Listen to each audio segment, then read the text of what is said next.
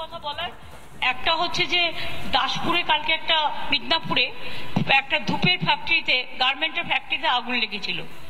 তাতে 200 জন এমপ্লয়িজ তারা জবলেস হয়ে যায়, কারণ ওইটা রেস্টোর করতে 6-7 মাস টাইম লাগবে, যে প্রাইভেট কোম্পানি ছিল। তো আমরা সেই জন্য ঠিক করেছি যে এই মানুষগুলো ততদিন তো কি করবে, তাদের হাতে কিছুই থাকবে না। সুতরাং যতদিন কারখানাটা চালু না হচ্ছে ততদিন গভর্নমেন্ট তাদের প্রত্যেকটা পরিবারকে, 200 পরিবারকে 2500 টাকা করে দেবে মান্থলি। 2 হচ্ছে গতকাল চুচুড়ায় আমি দেখলাম একটা ডাম্পার একটা টোটোকে ধাক্কা দিয়েছে, তাতে 6-7 জন মারা গিয়েছে। তাদের পরিবারগুলোকেও 2 লক্ষ টাকা করে আমরা দিচ্ছি। মানুষের মৃত্যুর বদলে দেখুন টাকাটা ইজ নাথিং, কিন্তু অনেক সময় মানুষের কাজে লেগে যায়, যারা থেকে যায় তাদের জন্য। এই দুটো। আর এখন আমি যাচ্ছি ভবানীপুরে, একটা লোক, একজন ভদ্রলোক ব্যবসায়ী, আপনারা জানেন, তার বন্ধুর কাছে মার্ডার হয়েছে। আমি সেখানে যাচ্ছি এবার দেখা করতে। না না, সব হবে। ওটা বাতিল করেছি তার কারণ হচ্ছে যে ইলেকশন আসলে তো আমাকে মিছিল করতেই হবে, আর অনেক জায়গায় মিছিল হবেও, সুতরাং সবই একসাথে হয়ে যাবে। আর প্রোগ্রাম তো আমাদের অলরেডি স্টার্ট হয়ে গেছে, আমি তো অলরেডি 3-4 জায়গায় বললাম। আর স্ট্যান্ড ইজ ভেরি ক্লিয়ার। ক্যা এবং এনআরসি নিয়ে আপনারা দেখেছেন আসামের মুখ্যমন্ত্রীও বলেছে এটা কিছুই হবে না, ক্যা অ্যাকচুয়াল নাগরিকত্বও পাবে না। সুতরাং এটা হচ্ছে লোক দেখানো এবং লোক ঠকানো।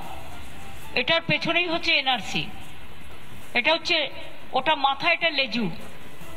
সুতরাং আমরা দুটোই করতে দেবো না। তার কারণ হচ্ছে যদি কেউ আগে যেটা অধিকার ছিল ডিএম দিত, ডিএম সার্ভে করে দিয়েই তো কোনো অসুবিধাই ছিল না, ডিএম এর কাছ থেকে পাওয়ারটা কেড়ে নেওয়া হয়। দ্বিতীয়ত হচ্ছে দেখুন আমেরিকায় কেউ পড়তে গেলে 5 বছর থাকলে একটা গ্রিন কার্ড পায়, বা ইউকে বলুন বা পৃথিবীর বিভিন্ন দেশে 5 বছর থেকে 10 বছরের মধ্যে, শুধু কোনো একটা দেশে আমি দেখলাম 20 বছর করেছে, বাদ বাকি সিটিজেনশিপ পায়। সুতরাং যদি কেউ বাইরে থেকে আসে তারা অ্যাপ্লাই করে এবং তারা 5 বছর 10 বছর থাকে, তারা এমনিতেই পায়। সেই সিস্টেম করে দিলেই তো কম হয়ে যায়। আজকে প্যানিকি আধার কার্ড ক্যান্সেল করো, যেই অ্যাপ্লাই করবে তার প্রপার্টি রাইট কি থাকবে, তার আগেরগুলো সবই তো বাতিল হয়ে গেল তার মানে। সুতরাং এটা একটা কোয়েশ্চেন মার্ক আছে, যেটা মানুষের জন্য ক্ষতিকারক। আমরা এনআরসি আগেও বলেছি করতে দেবো না, এবং ক্যাশ সাথে এনআরসির যুক্ত আছে, এটাতে কেউই লাভবান হবে না। মাঝখান থেকে আপনারা দেখেছেন আসামে 19 লক্ষ লোক যাদের বাদ দেওয়া হয়েছিল এনআরসি আর ক্যা করতে গিয়ে, তাতে 13 লক্ষ কিন্তু হিন্দু বাঙালিও বাদ হয়েছিল, তাতে সংখ্যালঘুরাও বাদ হয়েছিল, শিখরা বাদ হয়েছিল, নেপালিরা বাদ হয়েছিল। সুতরাং এই নিয়ে অনেক আগুন জ্বলেছে, আমরা চাই না নতুন করে কোনো আগুন জ্বালাতে। আমরা তাই বাংলায় এটা চালু করতে দেবো না। ছাড়ুন তো সব, যা বলার আমি শিলিগুড়িতে বলে এসেছি, দ্যাট স্ট্যান্ডস।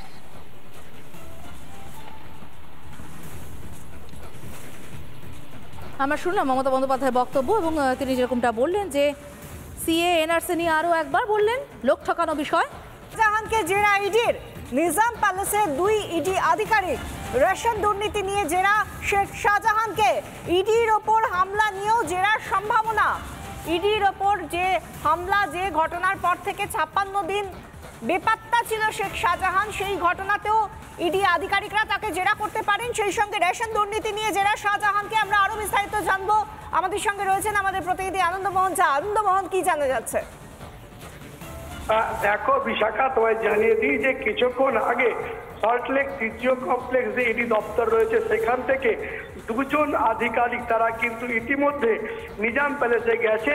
এবং তাই জানিয়ে দিই যে শেখ শাহজাহান অর্থাৎ সন্দেশখালী যে ইডি আক্রান্ত হয়েছিল, তার যে মাস্টার মাইন্ড সেই শেখ শাহজাহান রয়েছে নিজাম প্যালেসে, রয়েছে সিবিআই হেফাজতে, সেখানে তাকে জেরা করতে চায় তারা। তাই ইতিমধ্যে ইডি থেকে তারা ইডি অফিস থেকে বেরিয়েছেন এবং তারা নিজাম প্যালেসে গেছেন। এবং 2টি বিষয় রয়েছে। প্রথমত যে সন্দেশখালী যখন ইডি হানা দিয়েছিল সেই সময় যে প্ররোচনা দিয়ে মার দেওয়া হয়েছিল ইডি আধিকারিকদের, সেই ক্ষেত্রে তার ভূমিকা কে ছিল, কারা তাকে তাকে সাহায্য করেছিল, কাদেরকে তিনি ইনস্ট্রাকশন দিয়েছিলেন, এই সমস্ত বিষয় একদিকে যেরকম তারা জেরা করবেন, অপরদিকে যে তার যে ব্যবসা ছিল, অর্থাৎ যে তুমি জানো যে শঙ্কর আড্ড থেকে শুরু করে যে মৎস্য ব্যবসায়ী বেশ কয়েকজনের নাম উঠে এসেছিল, রেশন দুর্নীতি টাকা সেখানে কেটেছিল বলে, সেই প্রসঙ্গ কিন্তু তাকে জেরা করতে চাই ইডি। তাই কিন্তু তারা ইতিমধ্যেই সিজিও কমপ্লেক্স থেকে নিজাম প্যালেসে গেছেন, সেখানে কিন্তু শেখ শাহজাহানকে জেরা করবেন তারা। ধন্যবাদ আনন্দমোহন। শেখ শাহজাহানকে জেরা ইডির, নিজাম প্যালেসে দুজন ইডি আধিকারিক। রেশন দুর্নীতি নিয়ে জেরা শাহজাহানকে, সেই সঙ্গে সন্দেশখালী কাণ্ড যেখানে ইডি আধিকারিকদের ওপর চড়াও হয়েছিল শাহজাহানের অনুগামীরা, সেই নিয়েও তাকে জেরা করার সম্ভাবনা।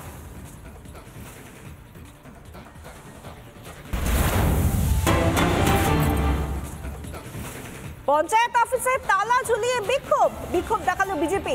পূর্ব মেদিনীপুরের চণ্ডীপুরের ঘটনা। ডেপুটেশন কর্মসূচি ছিল বিজেপির, হাজির ছিলেন না প্রধান বা উপপ্রধান। প্রতিবাদে অফিসে তালা দিল বিজেপি নেতৃত্ব, পথ অবরোধ করে বিক্ষোভ বিজেপির। চণ্ডীপুরে ডেপুটেশন কর্মসূচি ছিল বিজেপির, সেখানে পঞ্চায়েত অফিসে তালা ঝুলিয়ে বিক্ষোভ। ডেপুটেশন কর্মসূচি ছিল অথচ হাজির ছিলেন না প্রধান বা উপপ্রধান। প্রতিবাদে অফিসে তালা দিল বিজেপি নেতৃত্ব, পথ অবরোধ করে বিক্ষোভ বিজেপির।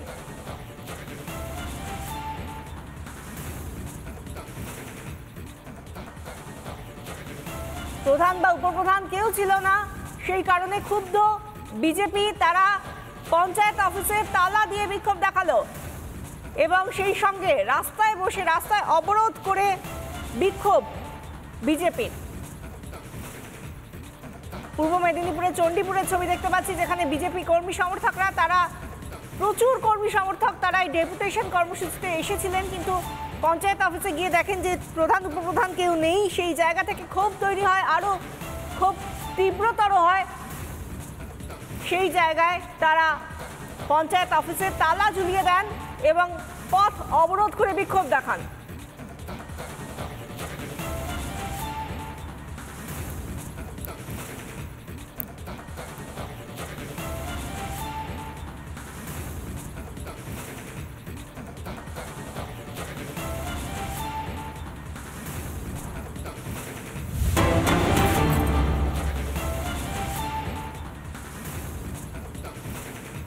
হস্টেল তৈরিতে কিভাবে খরচ হয়েছে, কেন্দ্রের টাকা খরচ হয়েছে কিভাবে, তথ্য তালাশে দুর্গাপুরের ক্যাগের টিম। সরকারি হোটেল ম্যানেজমেন্ট কলেজে ক্যাগের টিম এসেছে জানা নেই সাফাই এডিডি এর ভাইস চেয়ারম্যানের। দুর্গাপুরের সরকারি হোটেল ম্যানেজমেন্ট কলেজে সিএজির টিম, কিন্তু ক্যাগের টিম এসেছে এমনটা জানা নেই, সাফাই দিচ্ছেন এডিডি এর ভাইস চেয়ারম্যান। সরকারি হোটেল ম্যানেজমেন্ট কলেজের অধ্যক্ষ নিলয় ধর কি বলছেন শুনুন।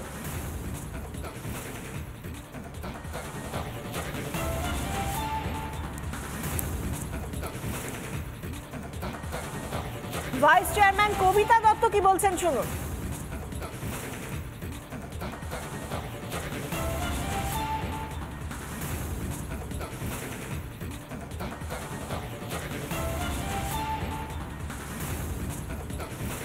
আগের ব্যাপার, আমি তখনও এডিডিএতে আমি ইনভলভ ছিলাম না ভাইস চেয়ারম্যান, কিন্তু এখন হেউ বলছি আমি কিন্তু এই ব্যাপারটার সম্বন্ধে একদমই অ্যাওয়ার নই। আমি যেটা জানি না সেটা নিয়ে কমেন্ট করা আমার উচিত হবে না।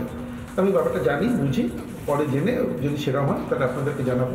এটা যদি এরকম হয় যে আমি নিজে তো একজন বিজনেসম্যান, এন্টারপ্রেনার, হোটেল ব্যবসাতেই আছি, এটা যদি হয় তাহলে তো আমি সবার আগে বলি ডেফিনেটলি যদি হোস্টেল স্কোপ না থাকে, সত্যি সত্যি হোটেল ম্যানেজমেন্ট করতে হলে হোস্টেল স্কোপ থাকলে ভালো হয়। এবার সেটা দেখুন সরকারি পরিকাঠামো সরকার কীভাবে প্ল্যান করেছে সেটা তো সব জানি না। আমি আসলে এই ব্যাপারটা সম্বন্ধে খুব একটা অ্যাওয়ার নয়। এবার ডেফিনেটলি জানার চেষ্টা করবো, বোঝার চেষ্টা করবো, যদি কিছু করোনা থেকে করার চেষ্টাও করবো। আমরা শুনলাম এডিডি এর যিনি ভাইস চেয়ারম্যান কবি দত্ত, তাঁর বক্তব্য। এর পাশাপাশি এই সরকারি হোটেল ম্যানেজমেন্ট কলেজের যিনি অধ্যক্ষ নিলয় ধর, তিনি কি বলছেন শুনুন। এটা একটা রুটিন চেক আপের জন্য এসছেন। আমরা আমাদের অলরেডি যেটা অডিট হয়ে গেছে 2020-21 পর্যন্ত ইন্টারনাল তার রিপোর্ট পাঠিয়েছি। ওনারা মূলত এসছেন প্রসিডিউরাল স্টেপগুলো যাতে ফলো করা হয়েছে সেটা দেখার জন্য। ওনারা এসছেন 2020 যে রিপোর্ট অলরেডি সাবমিট করা হয়েছে তার সব স্টেপগুলো প্রসিডিউরাল ফলো করা হয়েছে কিনা কোনো কিছু সেটা চেক করতে এসছেন। 22 তারিখে উনি কিছু জিজ্ঞেস করেননি আমাদের। এই অর্থের ফিগার যেটা আপনি বলছেন এটা আমার জানা নেই, এটা এখনো হয়নি, কিন্তু খুবই অবশ্যই খুবই দরকার।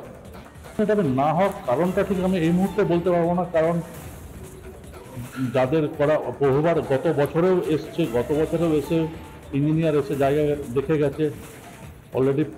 এবার কেন হচ্ছে না তা তো বলুন, আমাদের যে জায়গা রয়েছে তাতে যথেষ্ট ইনফ্রাস্ট্রাকচার, মানে এরিয়া ওয়াইজ 5 কাঠা জমির ওপরে হোস্টেলের জায়গা পুরো পড়েছে, কিন্তু কেন হয়নি সেটা তো আমার জানা হচ্ছে।